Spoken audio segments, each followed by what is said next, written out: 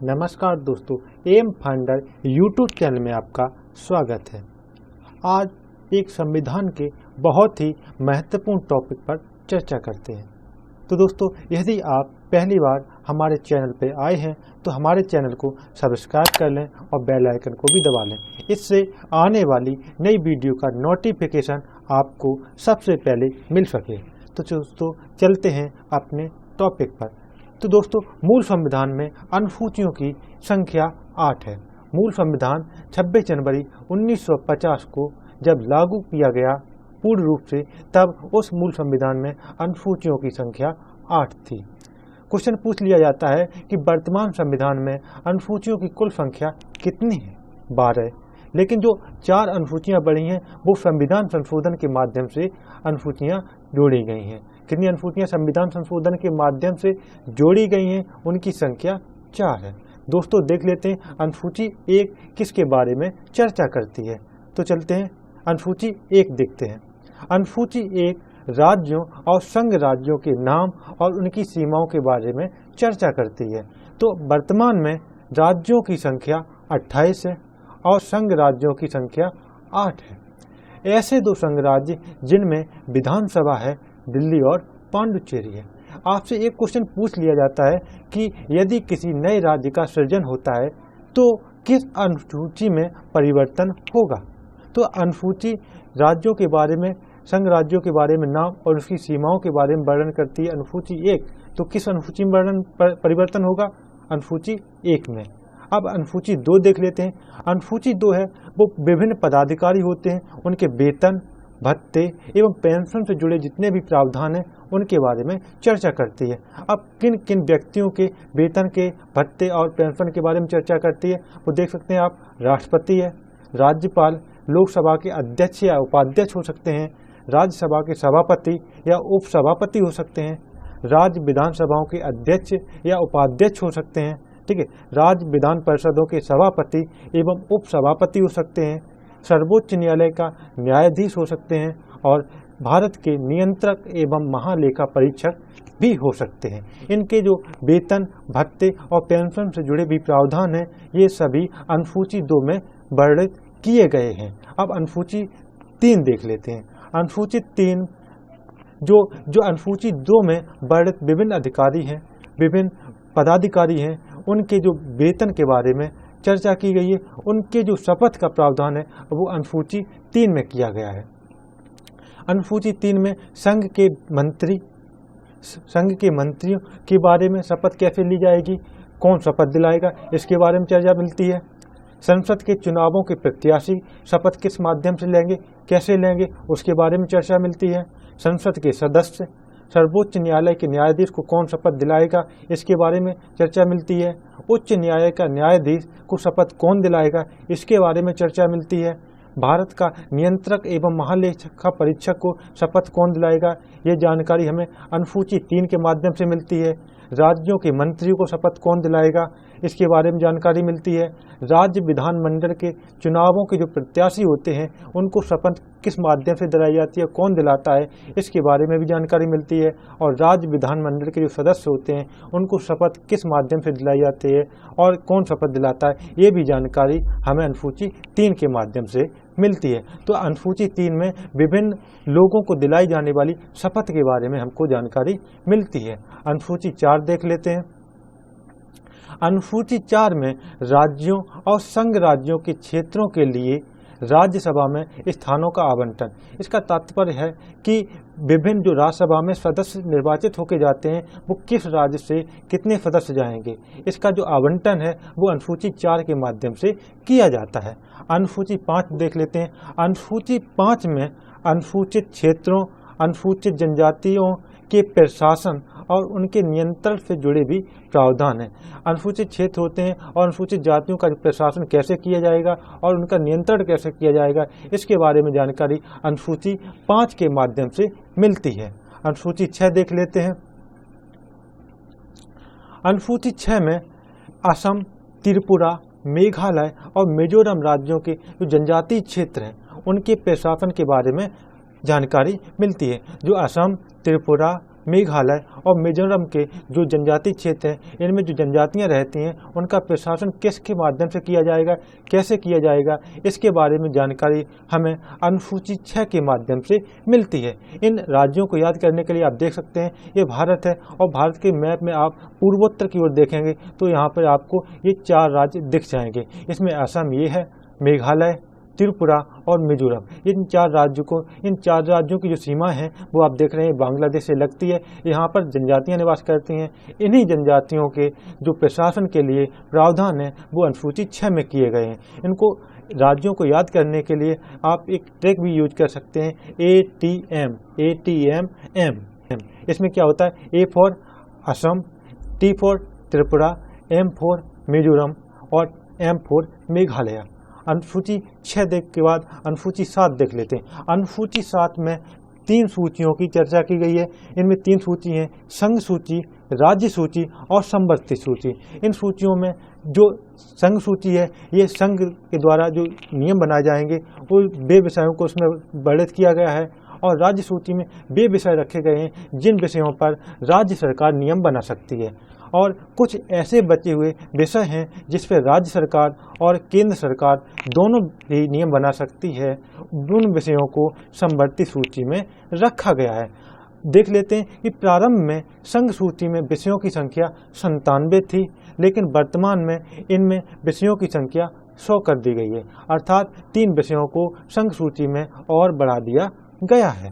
राज्य सूची में जब प्रारंभ में इसमें जो विषय थे वो 66 थे, लेकिन वर्तमान में इसमें विषयों की संख्या 61 कर दी गई है, अर्थात इसके विषयों की संख्या को कम किया गया है।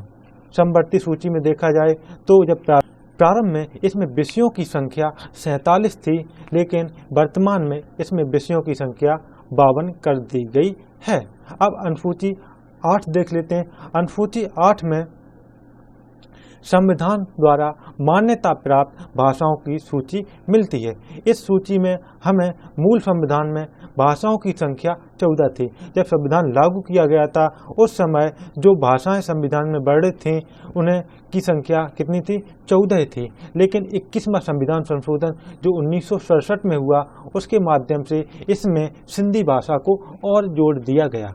उसके बाद 71वें संविधान संशोधन के माध्यम से 1992 में कोंकणी, मणिपुरी और नेपाली भाषा को भी 8वीं अनुसूची में सम्मिलित कर दिया गया।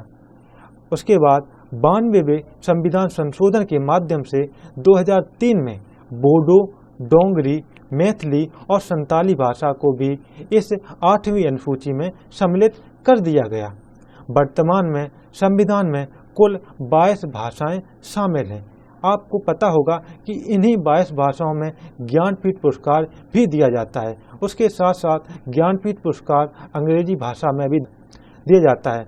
यदि आप ज्ञानपीठ पुरस्कार से संबंधित वीडियो देखना चाहते हैं तो यहाँ पर आई बटन में क्लिक करके आप उस वीडियो को भी देख सकते हैं। चलते हैं आगे की ओर। अनुसूची 9।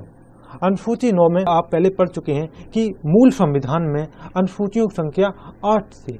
इसके बाद जो बाद में 4 अनुसूचियाँ और जोड़ी गईं उसमें 9वीं अनुसूची, 10वीं अनुसूची और 11वीं और 12वीं ये 4 अनुसूचियाँ जोड़ी गईं। तो पहले देख लेते हैं 9वीं अनुसूची को। इस अनुसूची को प्रथम संविधान संशोधन 1951 के द्वारा जोड़ा गया। तो आप कह सकते हैं पहला ही संविधान संशोधन हुआ, वो भी एक अनुसूची जोड़ी गई। कौन सी अनुसूची जोड़ी गई? 9वीं अनुसूची जोड़ी गई। ये संविधान संशोधन क्या हुआ और किसके लिए हुआ, इसके बारे में चर्चा करते हैं। यह 9वीं अनुसूची भूमि सुधारों तथा जमींदारी उन्मूलन के लिए बनाए जाने वाले अधिनियमों, नियमों आदि को न्यायालय के पुनर्विलोकन की शक्ति से बाहर किया जा सके। इसका मतलब ये है कि जब भारत आज़ाद हुआ उसके बाद में जो जमींदार थे, जमींदारी व्यवस्था को ख़त्म करने के लिए विभिन्न नियम बनाए गए, उनको न्यायालय में कोई चुनौती ना दे सके, इसलिए 9वीं अनुसूची को बनाया गया। यदि कोई विषय 9वीं अनुसूची में रख दिया जाता है तो न्यायालय उस पर पुनर्विचार नहीं कर सकता, इसलिए 9वीं अनुसूची को बनाया गया था। लेकिन समय की दर समय इस अनुसूची का कभी कभी दुरुपयोग भी किया गया है। धीरे धीरे इसमें लगभग 282 ऐसे विषय हो गए हैं। सर्वोच्च न्यायालय ने बामन राव के मामले 1981 में यह स्पष्ट कर दिया कि 4 अप्रैल 1973 जब केशवानंद भारती मामले का निर्णय आया था, उसके बाद 9वीं अनुसूची में यदि कोई विषय शामिल किया गया है तो उस अधिनियम पर न्यायिक समीक्षा की जाएगी। न्यायालय ने कहा यदि कोई भी विषय 4 अप्रैल 1973 के बाद संविधान की 9वीं अनुसूची में जोड़ा गया है तो उसमें जो न्यायालय है अपना न्यायिक समीक्षा कर सकता है। अनुसूची 10 देख लेते हैं। अनुसूची 10, इस अनुसूची को 52वें संविधान संशोधन 1985 के माध्यम से जोड़ा गया। उस समय केंद्र में राजीव गांधी की सरकार थी, तो उस समय जो छोटी छोटी पार्टियां थीं उनके जो नेता लोग थे कह सकते हैं, तो उनमें क्या होता था, वो अपना दल परिवर्तित कर लेते थे। उस परिवर्तन को रोकने के लिए सरकारें भी गिर जाती थीं। उसको रोकने के लिए एक नियम बनाया गया जिसे दल बदल विरोधी कानून भी कहा जाता है। तो इसमें क्या होता है, ये दल बदल कानून है। इसमें कोई व्यक्ति दल का बदल करता है, यदि किसी एक दल से दूसरे दल में चला जाता है तो उसकी सदस्यता भी रद्द की जा सकती है। इसे दल बदल विरोधी कानून भी कहा जाता है। इसमें 91वें संविधान संशोधन 2003 के द्वारा इसमें संशोधन भी किया जा चुका है। अनुसूची 11 और अनुसूची 12 इन्हें आप दोनों एक साथ पढ़ेंगे। अनुसूची 11 को 73वीं संविधान संशोधन 1992 और 93 में के द्वारा जोड़ा गया और अनुसूची 12 को 74वें संविधान संशोधन 1992 और 93 के द्वारा जोड़ा गया। इस 92 में इसे टेबल किया गया था बिल को और 1993 में ये पास किया गया। इसलिए आपको कभी कभी 1992 मिलेगा और कभी कभी आपको 1993 भी दिख सकता है। इसमें जो अनुसूची 11 है इसमें पंचायतों के बारे में चर्चा की गई है और अनुसूची 12 है इसमें नगर पालिकाओं के बारे में चर्चा की गई। इसमें जो पंचायतों की शक्तियाँ हैं अनुसूची 11 में उनका दायित्व के बारे में वर्णन करती है और नगर पालिकाओं की शक्तियों के बारे में वर्णन अनुसूची 12 करती है। अनुसूची 11 में कुल विषयों की संख्या 29 है और जबकि अनुसूची 12 में कुल विषयों की संख्या 18 है। आप इसमें देख सकते हैं कि अनुसूची 11 और 9 और +2 ये बता 11 अर्थात 11। ऐसे भी आप देख सकते हैं कि अनुसूची 11 में 29 विषय हैं। अब देख लेते हैं इसका छोटा सा रिव्यू भी कर लेते हैं जो हम एक बार शॉर्ट ट्रिक से भी समझ सकते हैं। आप ये पूरा जो आपने वीडियो देखा है इसका बिल्कुल संपूर्ण निचोड़ आपको इस टॉपिक में मिल जाएगा। आपको क्या करना है, अब आपको अपना जो आपने पढ़ा है उसका रिव्यू का छोटे शब्दों में आप इसका एक स्क्रीनशॉट भी ले सकते हैं, जो आप इसको पूरा ना पढ़ के इतने के माध्यम से ही आप इसे रिपीट भी कर सकते हैं। तो अनुसूची 1 में राज्यों के नाम एवं उनके क्षेत्र के बारे में चर्चा की गई है। आपको बता दें वर्तमान में 28 राज्य और 8 केंद्र शासित प्रदेश हैं। उसके साथ साथ आप अनुसूची 2 को देख सकते हैं। अनुसूची 2 में विभिन्न पदाधिकारियों के वेतन, भत्ते और पेंशन के बारे में चर्चा की। अनुसूची 3 में जो विभिन्न पदाधिकारी होते हैं उनकी शपथ के बारे में चर्चा की गई है। तो अनुसूची 3 को आप शपथ है तो आप शपथ का इसमें है अनुसूची 3 में पहले कोई व्यक्ति आएगा तो आप उससे वेतन की बात करता है, उसके बाद वो शपथ की बात करता है, तो आप क्या है शपथ बाद में होगी, पहले वह वेतन पूछता है। तो अनुसूची 2 में क्या है वेतन, अनुसूची 3 में क्या है शपथ के बारे में चर्चा की गई है।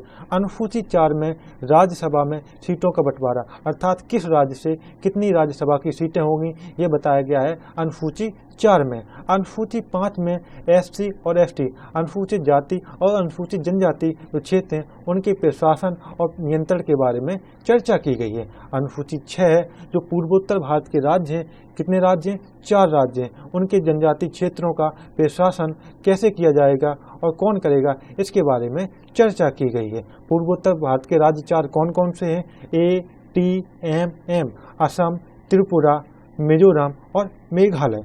अनुसूची 7 में 3 सूचियों का वर्णन मिलता है, संघ सूची, राज्य सूची और समवर्ती सूची। 7 में सूची कितनी सूची 3 सूची, संघ सूची, राज्य सूची और समवर्ती सूची। संघ सूची में प्रारंभ में विषयों की संख्या कितनी थी 97 थी, राज्य सूची में प्रारंभ में विषयों की संख्या कितनी थी 66 थी और समवर्ती सूची में विषयों की संख्या प्रारंभ में कितनी थी 47 थी। लेकिन वर्तमान में संघ सूची में विषयों की संख्या कितनी हो गई है 100 हो गई है, राज्य सूची में विषयों की संख्या 61 हो गई है और जबकि समवर्ती सूची में विषयों की संख्या कितनी हो गई है 52 हो गई है। अब अनुसूची 8 देख लेते हैं। अनुसूची 8 में संविधान द्वारा मान्यता प्राप्त भाषाओं का वर्णन मिलता है। संविधान में भाषाओं की संख्या कितनी थी? मूल संविधान में भाषाओं की संख्या 14 थी। बाद में संविधान संशोधन के माध्यम से सिंधी भाषा को जोड़ा गया। उसके बाद नेपाली, कोंकणी, मणिपुरी तीन भाषाएं जोड़ी गईं। उसके बाद पुनः संविधान संशोधन के माध्यम से बोडो, डोंगरी, मैथिली और संताली भाषाओं को भी जोड़ा गया। तो वर्तमान में संविधान में भाषाओं की संख्या कितनी हो गई है? 22 हो गई है। ये अनुसूची 8 में वर्णित भाषाओं का जिक्र करती है। अनुसूची 9 में भूमि सुधार एवं जमींदारी उन्मूलन से संबंधित है। इसका जो अनुसूची 9 है, इसे प्रथम संविधान संशोधन 1951 के माध्यम से जोड़ा गया था। अनुसूची 10 है, ये दल बदल से संबंधित है। इसमें यदि कोई किसी दल का कोई सदस्य किसी दूसरे दल में बदल देता है तो उसकी सदस्यता भी रद्द की जा सकती है। इसे 52वें संविधान संशोधन के द्वारा 1985 में जोड़ा गया था। अनुसूची जो 11 है और अनुसूची 12 है, ये 73वें संविधान संशोधन और 74वें संविधान संशोधन के माध्यम से 1992 और 93 में ये जोड़ी गई। इसे 1992 में इसके बिल को टेबल किए गए थे और 1993 में इन दोनों अनुसूचियों के जो बिल हैं इनको पास किया गया था। तो इसलिए आपको कभी 1992 में मिल सकता है और कभी 1993 में मिल सकता है। लेकिन आपको ध्यान रखना होगा कि जो 11वीं अनुसूची है, इसे 73वें संविधान संशोधन के माध्यम से जोड़ा गया है और अनुसूची 12 को 74वें संविधान संशोधन के माध्यम से जोड़ा गया है। अनुसूची 11 पंचायतों के बारे में चर्चा करता है, जबकि अनुसूची 12 नगर पालिकाओं के बारे में चर्चा करता है। अनुसूची 11 में विषयों की संख्या 29 है। तो दोस्तों, ये छोटा सा वीडियो था। यदि आपको पसंद आया हो तो प्लीज़ लाइक, शेयर और सब्सक्राइब करना ना भूलें। मिलते हैं अगले वीडियो में, तब तक के लिए धन्यवाद। Thanks for watching. जय हिंद।